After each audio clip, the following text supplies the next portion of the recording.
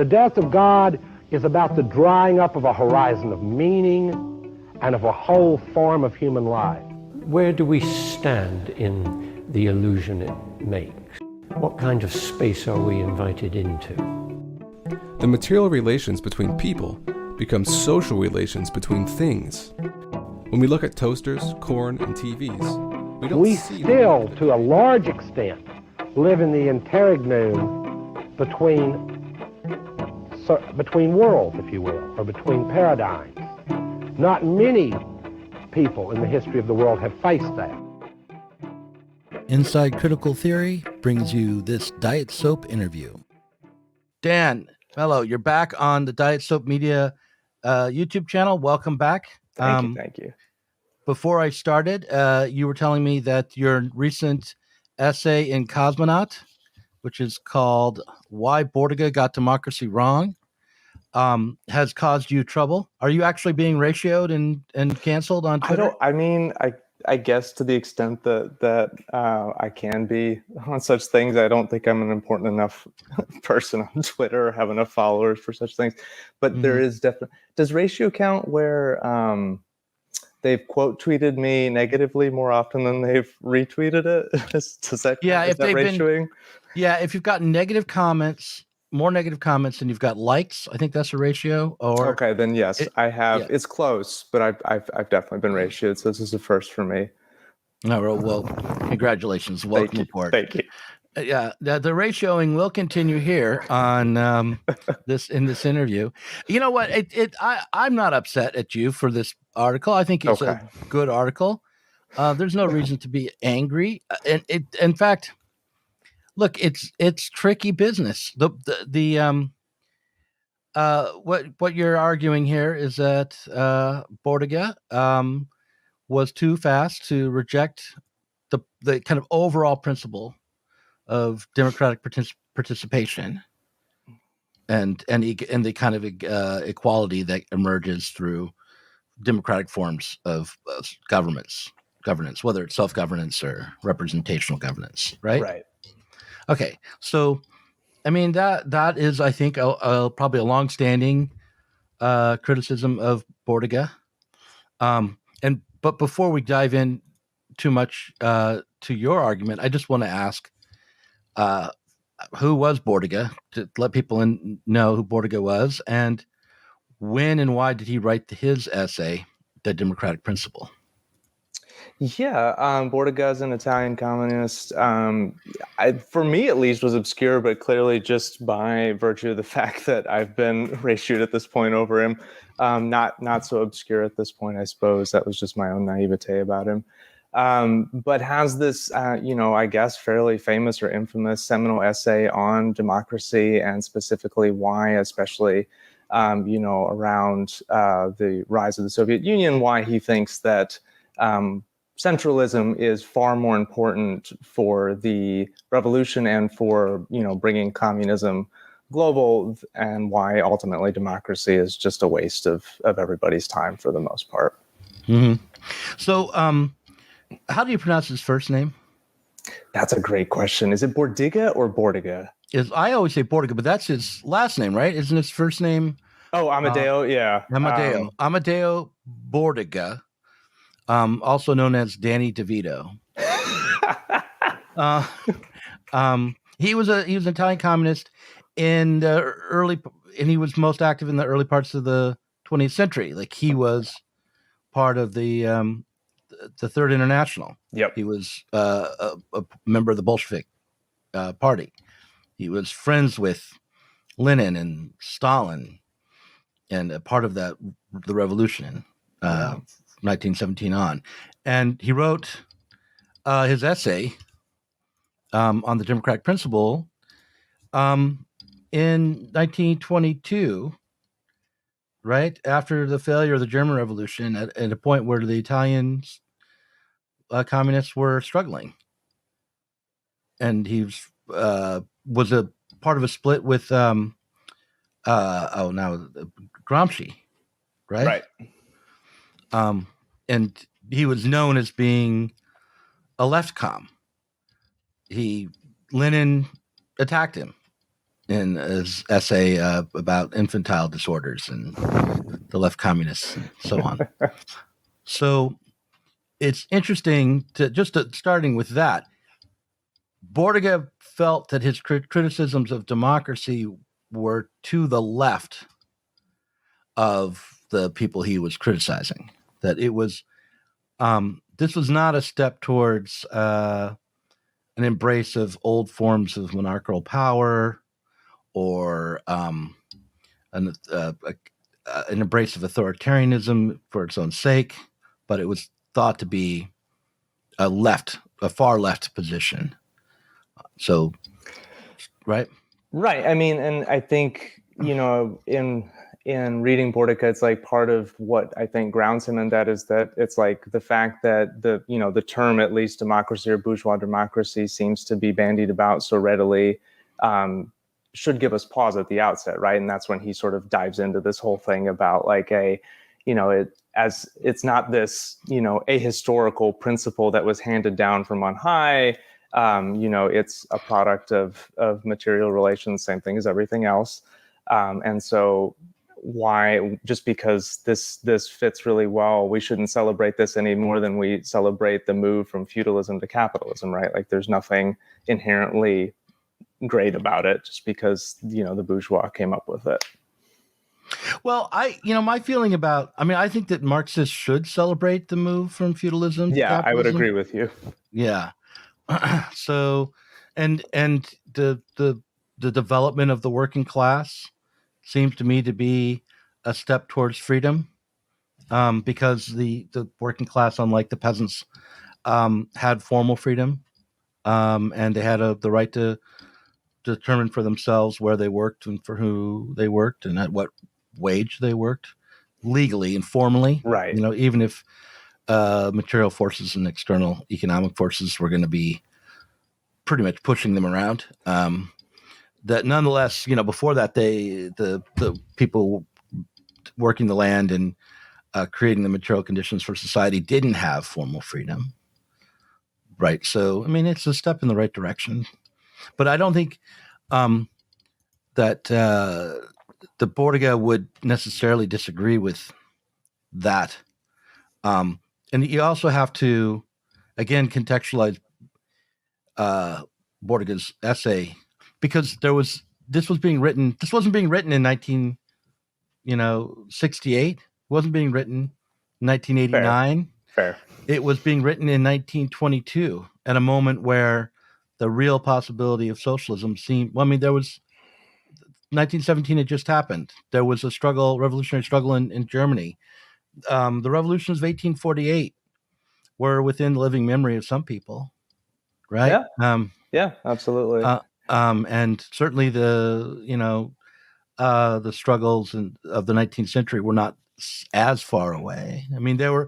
They were as far away as the 20th century struggles are from us today. Yeah. Like literally, right? Yeah. And I think those are all fair points in terms of contextualizing the essay.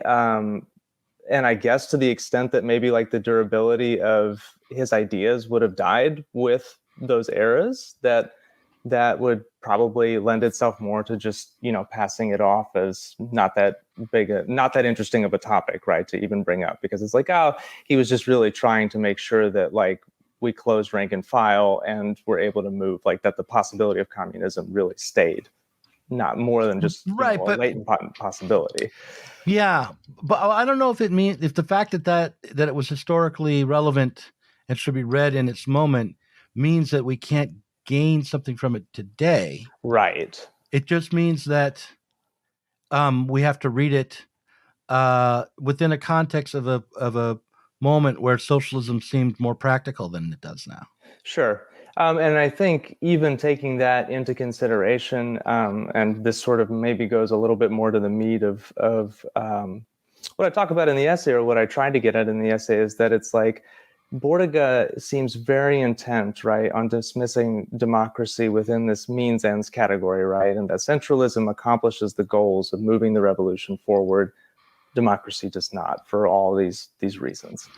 But in doing so, right, it's like part of that process then is kind of in a way jettisoning the whole idea of an autonomous individual.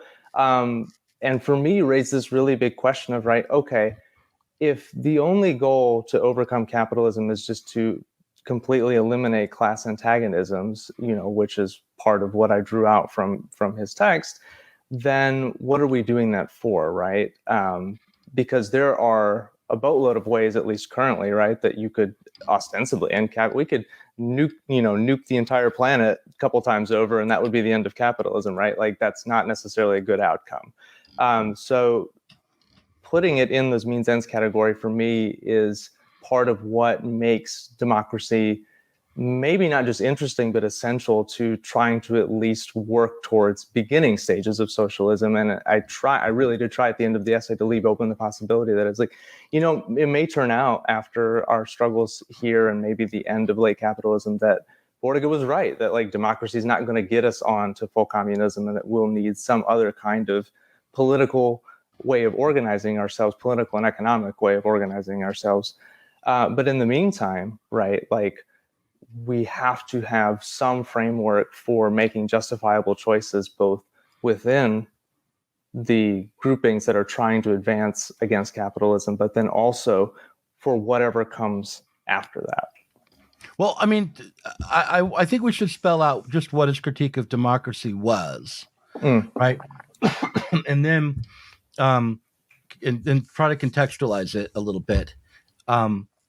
But I do want to, before we get to that, I just want to say, did he write about means and ends in his essay, The Democratic Principle? No, so he doesn't, and to be fair to him, he doesn't like explicitly say, this is a means and ends. He does say at one point, and I want to make sure I get this quote right. What is it? The revolution is not a problem of organization, but fundamentally a problem of content. Right. So it's like, who cares how we organize this? The point is that we need to get the content of the revolution moved forward. And for me, I need to buy a comb. I just want to point out my hair has gone crazy while you talk. All right. Go ahead. Keep going. No, I was just going to say, by jettisoning the issue of how we organize the revolution, the means part, you can end up with Stalin, right? The ends part. Right. Okay. See, I would take issue with that a little bit, and I'll do it very briefly here. But then let's spell out his argument. Yeah. So my what I would say is that the difference between form and content might be understood, just like by putting into our contemporary context and say, okay, it's not a matter of what form of corporation or business that you work for. You could work for a big corporation that's international. You could work for a mom and pop shop. You could work for a nonprofit. You could work for a workers' co-op, even, I would say. But it's the content of all those different forms share in common that will determine your outcome and more importantly, your class position. So like it's that, so trying to change the content rather than the form, you can start to see why that seems necessary. And the same thing is true maybe between states. It's not so much the form of the state that matters, whether it's a Chinese centralized one-party authoritarian state with a lot of nationalization, or a supposedly liberal bourgeois free market state, or a neoliberal state that matters. It's what's the state in service to? What's the content of the state that matters? Right. And I guess to maybe counter that a little bit, though, it's like, in my view, even that position requires some level of relationship between the two, right? Because if let's say that, to use your example of like the nonprofits, right? Let's say all of those the workers in all of those settings, right, had great access to the best of the best revolutionary content. If there's no utilization of the content to change the form, or conversely, the form to help aid the advancement of the content, then each one of them just kind of floats off, I guess, into nothing. But that I honestly had not considered reading what he said in that particular light. Of the difference between the content and form?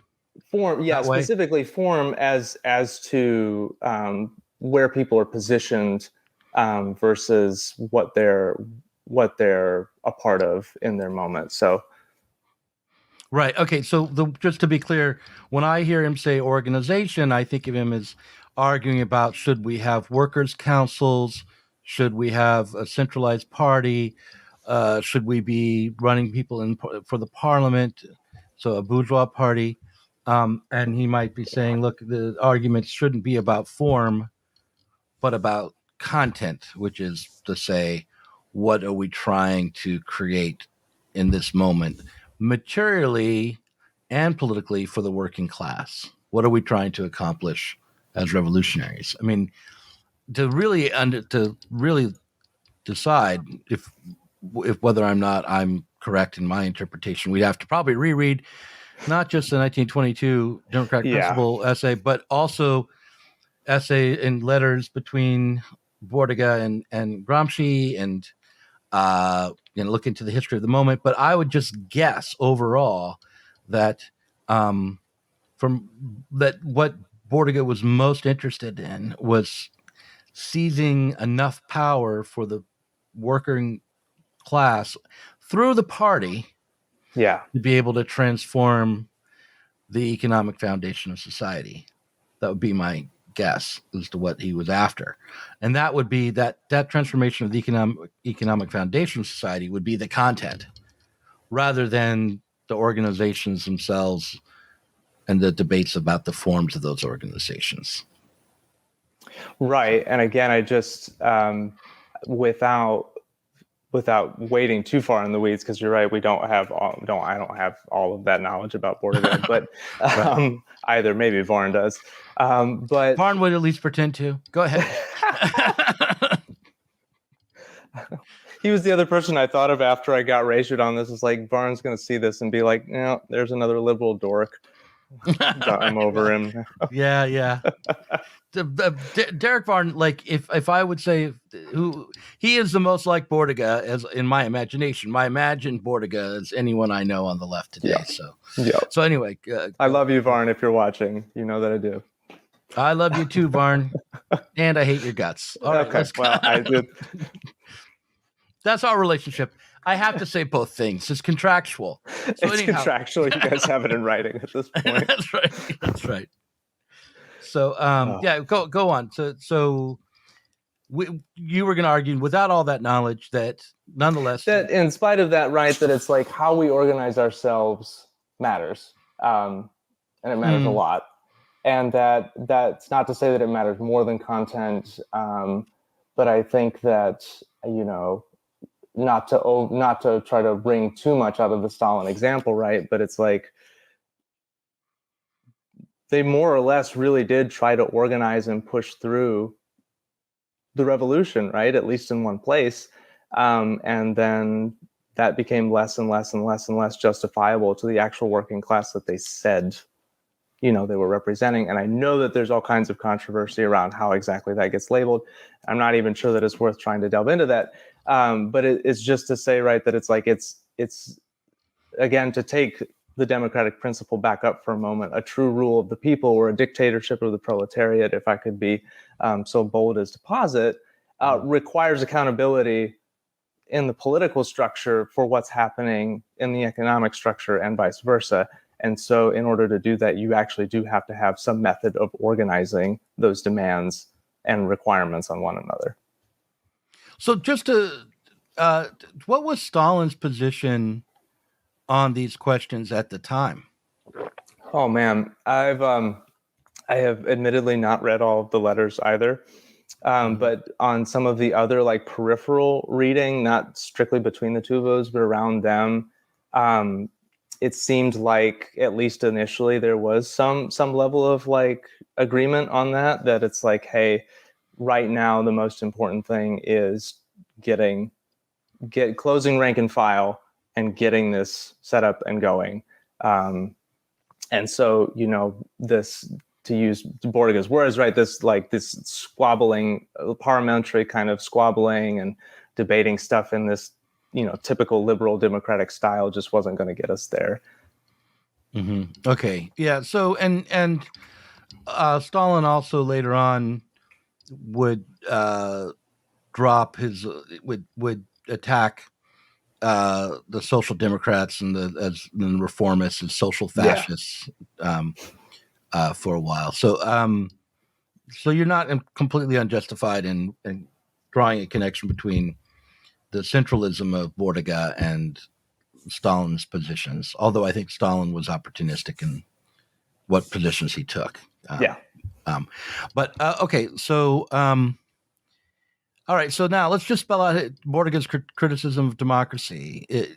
As I understand it here, from having read your essay in Cosmonaut, Bordiga was primarily against democracy as an ultimate aim, as a horizon of the political ambition for socialists, because he thought that the democratic participation of the people or the masses overlooked the class structure or the class nature of a bourgeois nation, and that a socialist struggle wouldn't be aimed at creating democratic forms of participation, but would be aimed at empowering specifically the working class. Right. That it's like that bourgeois democracy gives, or at least portends to give, people political equality without giving them economic equality, right? So it's like specifically the electoral form, which is what he really hones in on. It's right. The idea that your vote means something politically is a sort of a way of obscuring or putting a facade in front of the fact that you have the working class has no economic power. And then by extension, right, that political power is also out of reach. Mm-hmm. Right.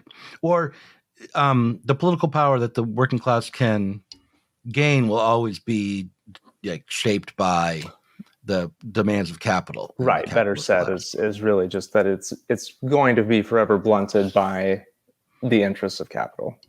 So, like, just as an example, the working class could organize and struggle for a minimum wage, right? And that wouldn't be outside the realm of the possible for the working class in a democratic society, a wage increase. But then the success of that and the outcome of that will be determined by capitalist relations, the need for profit, and so on.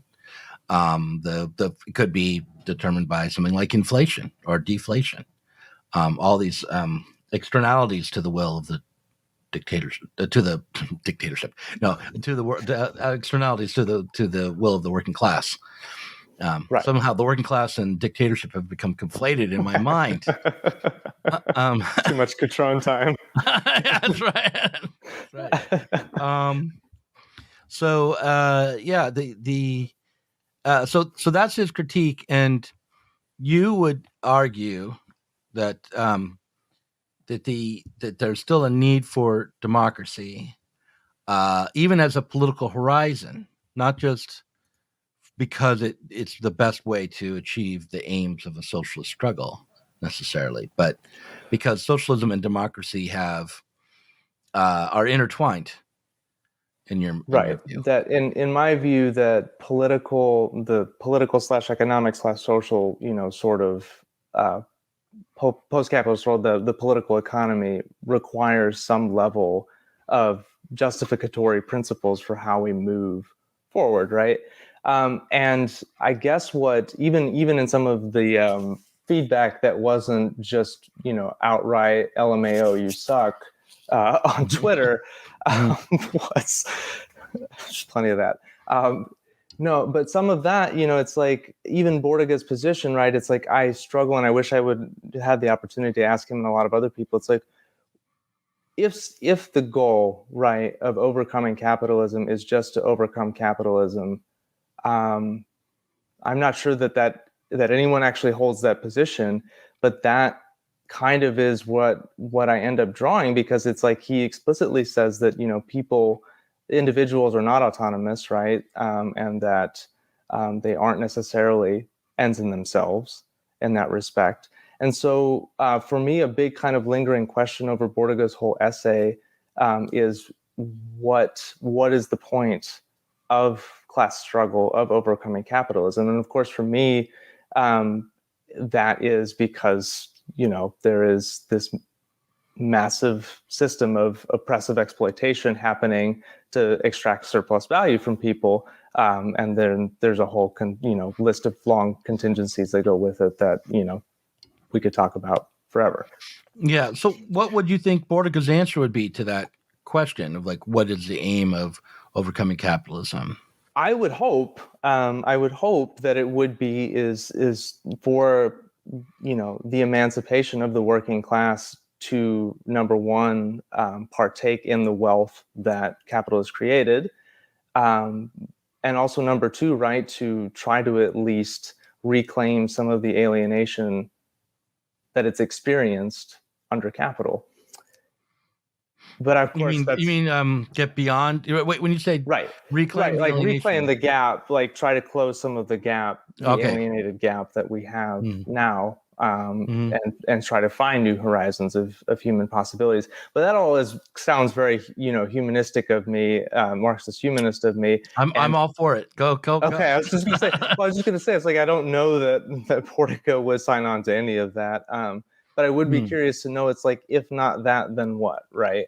What is the point of the revolution, if not to accomplish some of those things, right?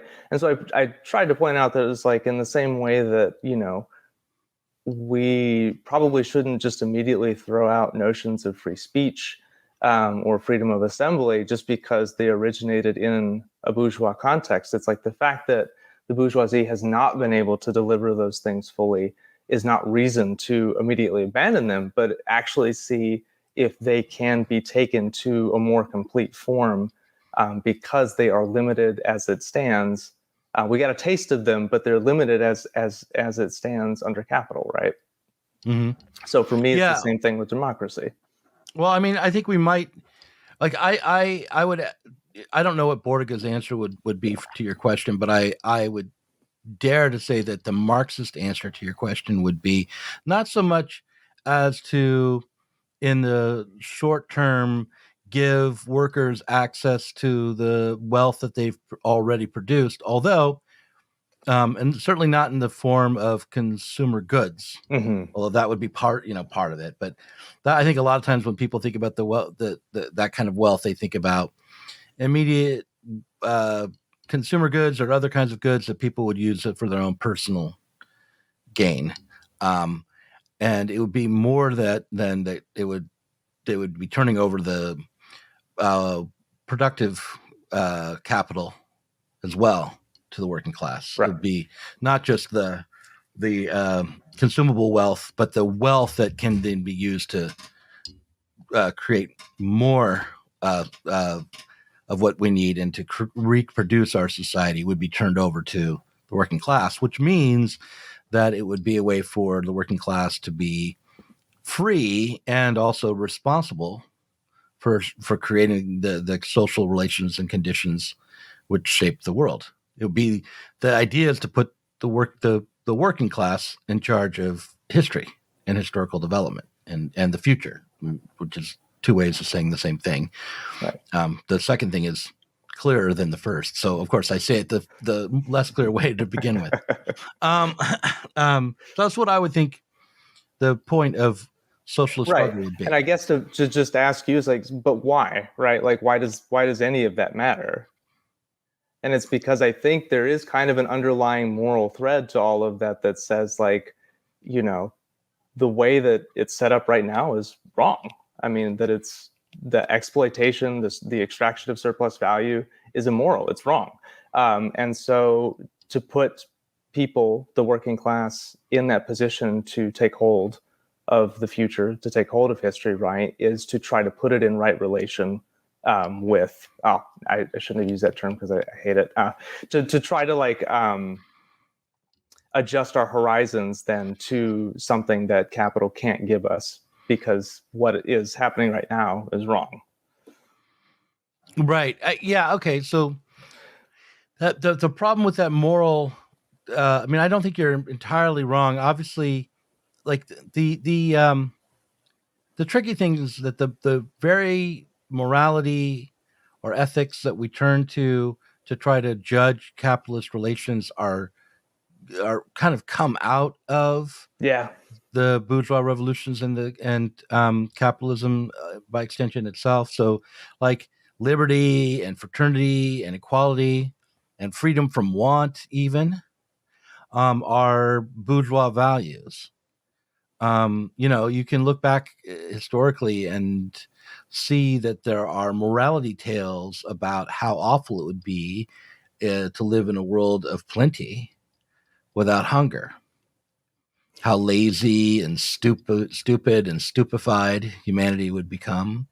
How vain humanity would become. These are, you can find these little mythical tales. And on the other hand, for the majority of humanity, I would say those morality tales have also been, daydreams and fantasies of escape from drudgery and misery. Obviously, the first level that you would want to achieve is to give everyone in society, and especially the poorest and the most downtrodden, but also especially those who are responsible for working to recreate the world, freedom from want, freedom from starvation, freedom from misery. But why? It's not so much that is the end of the road. Hedonistic self-satisfaction is not the end of the road. It's also because an additional value from the bourgeois project is freedom, and self-responsibility and self-creation. So the aim is like society itself should be its own product, self-consciously its own product, and that means the individuals within it should be that. So go back to your essay, democratic participation. And freedom to participate, to have a say, an equal say amongst all the people, seems connected to that the bourgeois aim of self-responsibility and self-creation, right? Because if you have a centralized power that's dictating to the majority what's to be done, then there's a giving up of that self-responsibility to the centralized power. I guess Bordiga would say that there is that. I mean, this is where it gets tricky. I think Bordiga would say in a given instance, unfreedom is necessary for freedom in this dialectical move, right? You have to you have to reduce the freedom of all in order to break with the class power that sets up the totality of relations.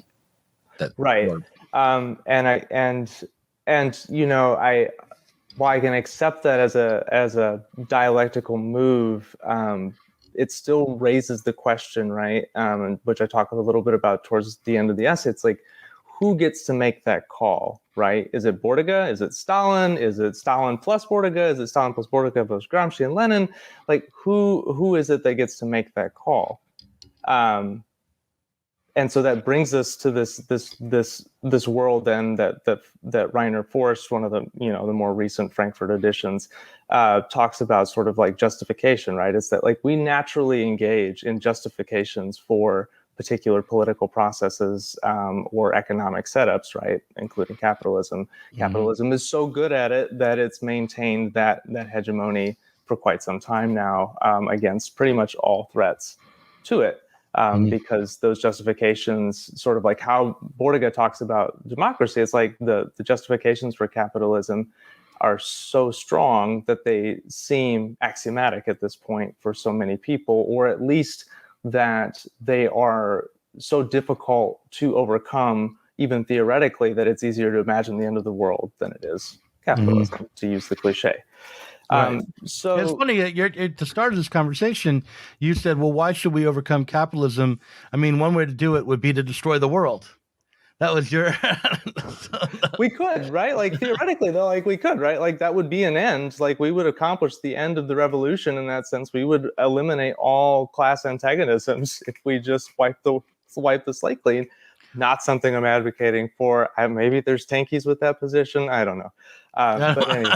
Yeah, there's certainly some nihilists out there and pessimists who might secretly wish for that.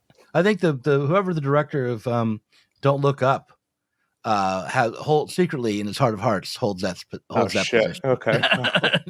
Because at the end of Don't Look Up, the asteroid hits the Earth and everyone dies. Oh, I haven't seen it yet. Oh, sorry. Okay, that doesn't shock me. Spoiler alert. That's fine. That's fine. I don't need that in 2022. I'm not over 2021 yet, so yeah, it's cool. But it seemed to me when I watched it, and it was a wish fulfillment fantasy for the director and the people within it. So, okay, go back. I'm going to let you finish because I think I cut you off from a larger point. It wasn't about the end of the world as your solution for overcoming capitalism. It was about why it's necessary to have a better vision that includes democracy. Right. And so if we circle back then to this notion of justification, right, that it's like, even if we have to, let's just take it as a granted, right, that we're going to have to limit certain freedoms, right, typical liberal democratic freedoms in order to overcome capitalism. Those still need to be decided upon and justified in some way that makes sense. Make sense isn't the right word, really, that like there is sufficient level of agreement about how we move forward, because otherwise it's just a weird technocrat dictatorship that's saying, well, this is the way that it's got to be done. You guys get in line, right? And so for force, that's like there's sort of this non-negotiable veto right for those most affected by the decision making to have a say in said decision making. And to pull in my book that you have no longer. I don't my book is Zero. Your title is Zero Books. Yeah. Which I commissioned and which I'll still get a cut of when the book sells. So okay, everyone buy it. Yes, but to use that example, right? That it's like name the book. Way, it's Borderlines. Yeah. That immigration that way, or even the notion of citizenship, is broken in that sense because the people outside of the body politic have no way of participating in said body politic in order to be readily included, right, in the decisions that affect them the most, which are those that exclude them. Right. And so in that sense, right, my notion of democracy is more than just electoralism, right, which I 100% side with Bordiga on that. Like if that's all that a democracy meaningfully amounts to, then yeah, let's just jettison it because it hasn't produced jack shit. It readily fits within a capitalist framework, and any concessions that you make, even if they are decent footholds, like 8-hour working days, stuff like that, are never going to be emancipatory by definition. But for me, a radical democracy then is not just Bordiga's critique, right, of the political piece, but also that you pull in the economics, right? And so to use Forst's example, right, it's like we often, it gets talked about in like SocDem circles of like the distribution of things, right? So like a mother dividing up slices of pie, we think about, okay, well, equality would mean that, everybody gets the same piece. But a true, like, radically democratic idea that requires justification is not just what size each person gets, but who gets to make the call on how that pie gets cut. Right? And so in that respect, right, then the political economy piece for democracy is a must, at least in terms of figuring out what our next steps are towards accomplishing communism. Because if we do it in at least the ways that have been tried so far, right, with some sort of central authority or, a party system that ultimately is not connected directly to working class interests, you end up with some kind of weird ground that no one really wants, and is then just trying to at least keep itself going without necessarily advancing. Like, there's nothing then inherently valuable about a party that's not necessarily advancing working class interests at that point, because it's disconnected democratically from the interest it's supposed to be serving. Right. Okay. So let me see if I can offer a devil's advocate perspective here inside with Bordiga for a moment. See if I can figure out how to do it using your pie analogy here. Well, one of the things that comes to mind when you talk about distribution and cutting up the pie is that how that metaphor fits so well with a statist welfare, and specifically a welfare state kind of political perspective. That you take the wealth of society as if it's already a given, and the task politically is to divide it up, right? And so that means that there's some funding which we can distribute out into the world through the state, right? And so who's going to do it? Well, we want that decision of how the already given wealth is going to be distributed to be made democratically. Oh, well, then this is where we start to see that maybe electoralism isn't something you can escape so easily, because in society now, what mechanisms are there for the democratic decision making around the distribution of the wealth that's already been generated? It's only the democratic state. It's only like a parliamentary state.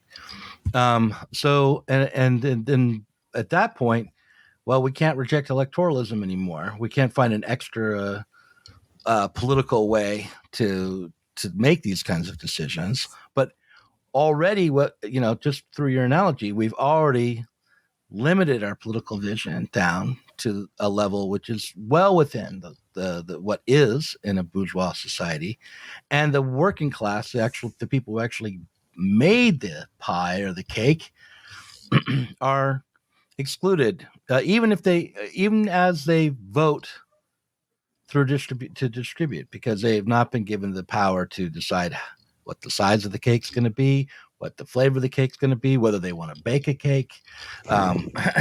Yes, okay. Okay.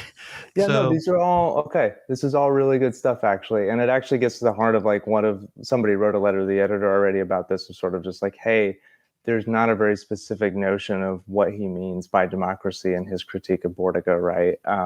Which I think is actually a fair point, and it's one that's hard to nail down. But let's just keep running with the pie metaphor, because you did it, and I actually like where you took it. Yeah. So if we accept that, right, that it's like, okay, it is easy to fall into the trap of this limited horizon, then, of just looking at the question of distribution, right? Who's getting to make that call? This is exactly then the kind of radical thinking, though, that moves democracy beyond the bourgeois form to something bigger, because you could readily take those same people and say, okay, hang on a minute. Yes, there's this question of how we cut this up, but why are we eating pie in the first place? Who is this person that said that we had to make the pie, right? So all of a sudden, then, once again, that question can just be extrapolated, it can be grown, it can be inflated to capture more and more things that are then pulled into the democratic process, which again, for me, is not just a question of vote casting, but ultimately of that deciding and reciprocal demands between people, right? And where the individual ends, the collective begins. I want to talk about my novel, Batch Revolution. Yes. I do that every once in a while.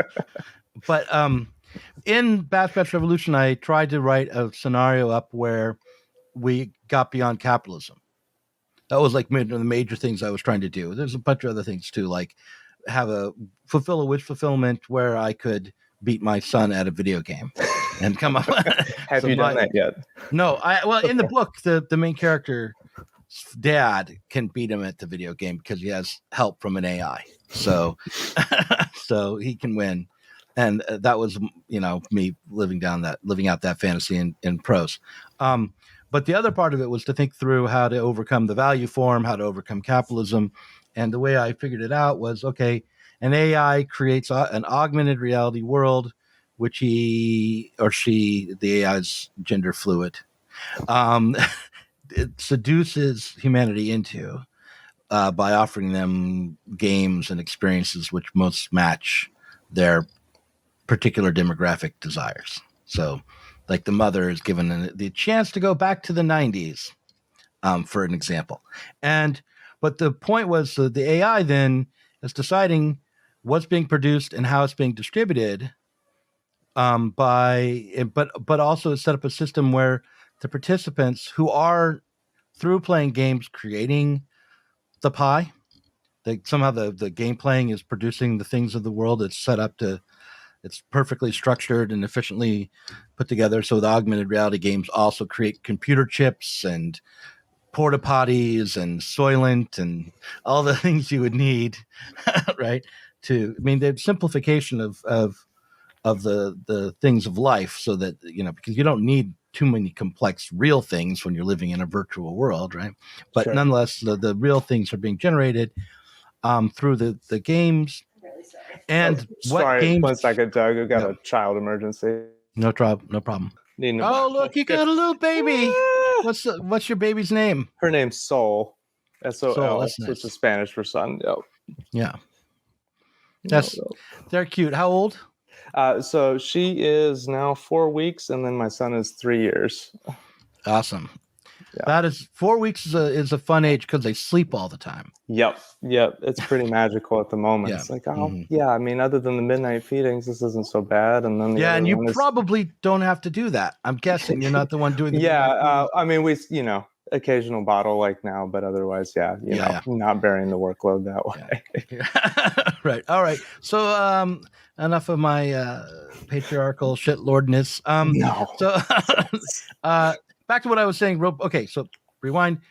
The games in this in my novel determine what's produced and also where things need to go. The more popular games determine where the resources are needed, and also what's being produced. So you have this mediating mechanisms that people are participating in, and it's democratic in so much as everyone gets to choose what game they want to play, right? Which determines what's made. But on the other hand, the initiating conditions are all set up by an AI built by the NSA, and which gets free and takes over the world. So, I mean, would that fit with your democratic vision? No, but I am curious before we get to that, is this dystopian world dystopian for you, or is this ideal? Both. Okay. Like Go on. it is perceived as by the protagonist, the teenage protagonist, as a dystopian outcome. Okay. He loses his girlfriend, for instance, to the augmented world. So he's very sad about that. But my perspective was that it could be such a situation could be the beginnings of an actual socialist society. If it once the gamers start to be the programmers. Okay. Well. The programmers of the AI. And the games.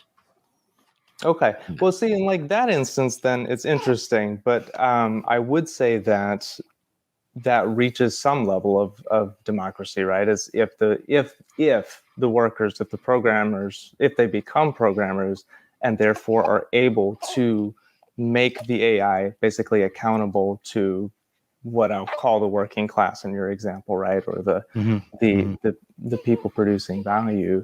And so again, that for me is the foundational piece of democracy that I'm not saying I can't ever forego, or that there won't ever be something that moves us beyond that. But it's like there has to be that accountability piece of like being able to pull the decision makers back into the people that are impacted by that decision making. And so in that sense, right, like capitalism always fails in this respect, right? Because it's like, by definition, the economics of it all exclude us from the means of production. Right. Yeah. Right. Listen, we've been talking for 49 minutes. That's just about enough time. I want to give you a chance to take care of your baby.